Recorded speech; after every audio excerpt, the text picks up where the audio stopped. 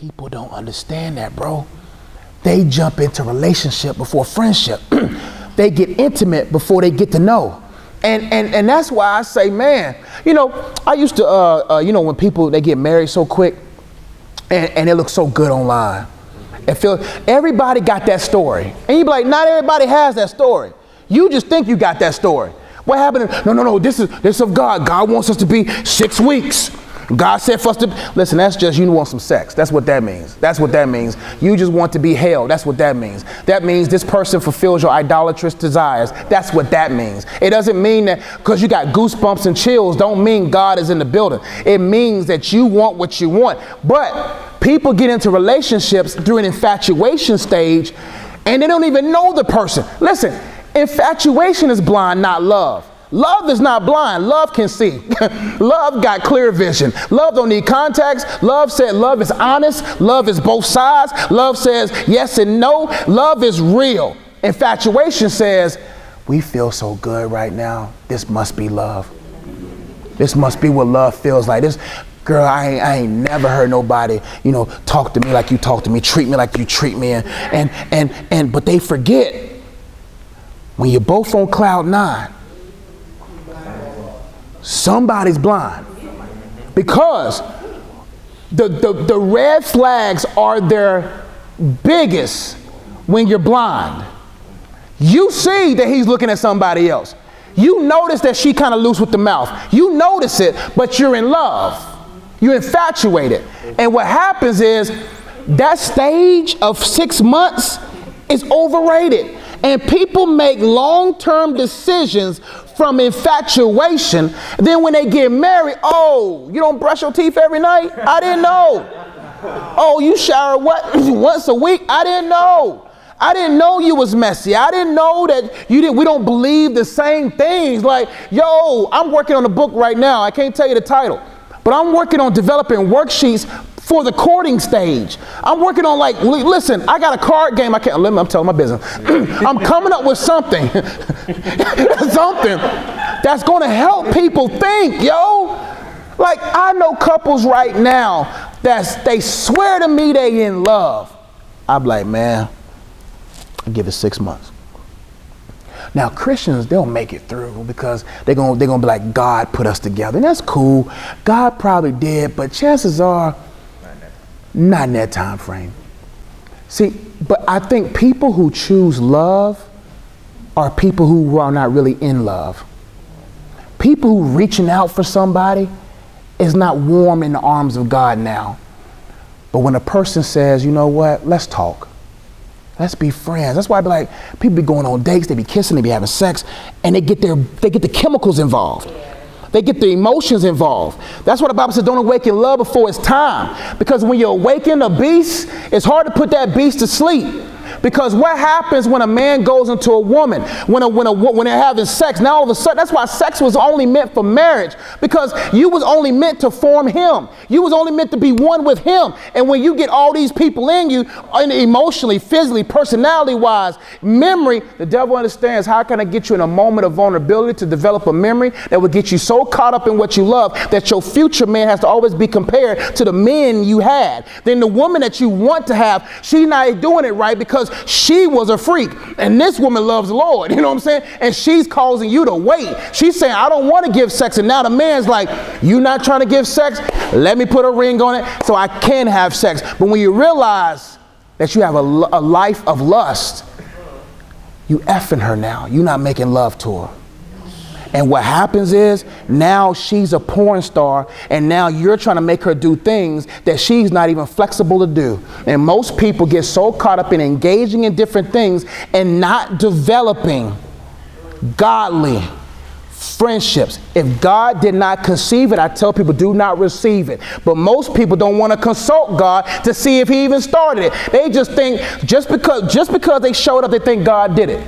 People come in and out of your life all the time. You got an enemy, folks. You got an enemy that says the counterfeit comes before the real every single time. The only time the devil beats God is when he beats the real. He says, I can beat God because I know God takes a while. Angels and demons knows when God's moving. because we don't see the spirit realm. Daniel was praying for 21 days. The angel came to Daniel. You heard me say this many times. The angel came to Daniel and was like, bruh, we heard you on day one, but the principality of Persia fought us to get to you. And what we fail to realize is that, what's this truck pulling up to their life?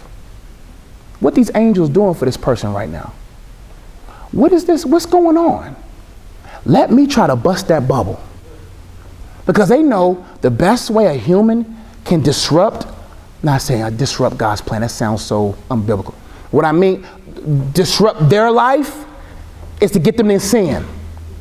So what happens is you're in sin and God can't bring that person in. You're in sin and God's like, I can't bring this in because I can't give something holy to unholy hands. The only time your hands should be bloody is when it's blood of Christ on you. It shouldn't be messy. It shouldn't be dirty. It should be just ready to receive. But people get into relationships before they even build a friendship. And like I always say, sex is icing, friendship is the cake. Friendship will hold you longer because she's going to wrinkle, y'all. He's going to wrinkle. Unless, you know, the oils and stuff, you know, modern technology. But what I'm saying is, we got to get to a place where we say, God, I want that durable love. I want that love where till death do us part kind of love. Vows sound so good when the violin's playing in the background, the doves are ready to be released from the cage. It looks great. The waterfall, the explosion, you got jets flying. It's magical. But when it's time to execute those vows, you're not strong enough to execute them. You mean to tell me you don't want to give me sex tonight? That's why I tell men, you got to have such self-control that you love your wife more than your desires. Also on the flip side, a wife has to say, you know what? My man did work a long week. Let me take care of my man. But a woman will submit to a man who's sacrificial. A man will sacrifice to a woman who's submissive. If there's a balance in the relationship, it works well. If a man's not sacrificing, she ain't giving it up. If a woman is not really, and that man's giving everything, I'm talking about a good man, giving everything, and she's entitled, that's why I say, look, let God choose them. Because if God is in it, he'll sustain it. If you choose it, you got to sustain it. God can redeem, but I want God's original plan, not his redemptive plan. See, the only redemptive plan I want is salvation by grace through faith. That's the only redemption plan I want. I don't want to always God got to redeem this relationship and redeem us. And we fighting and I almost slapped her, I almost choked out. And then she almost put hot grits on me and all this kind of stuff. All these Tyler Perry moments. And I just want to get to a place where I say, God, I want your original plan, your original development, your original timing, and your original sustaining ability. Before God's timing, you messed up. You got to say, God, you lead us. But you do that through godly community. Godly relationships thrive when they're held accountable by a godly community. All this one-on-one dating, going to the house, Netflix and this, all that stuff will mess you up, man. It'll mess you up. You got to say, you know what, we need more eyes with us right now. Because touching, hugging, sex, sexual things clouds judgment. It clouds judgment. All of a sudden, I'm telling you, relationships thrive when that's off the table. When y'all both say we're going to wait till marriage, you know, we're going to, as far as sex and stuff like that, we're going to wait. You got a clear head now. You know why, you know, people, you know, me and my homeboy, we talked and, you know, we were talking about the difference between being a virgin and not a virgin kind of deal. And I tell people purity has a way, even if you had sex before, purity, a season of being pure gives you a clear conscience. It does. Pornography, sex, all this kind of stuff, always having somebody clouds your judgment so bad that, man, you want their body, but you don't want them. And a lot of people find themselves in those situations. So thank you for bringing it up. Friendship is key. I tell people be friends for 6 months to a year with eyes, with your pastor involved, with godly friends involved, with questions involved. And when that game come out, it's going to be revolutionary because I think people are not asking each other the right questions. I tell people, girl, what's your pet peeves? I like a cold house. She like a hot house.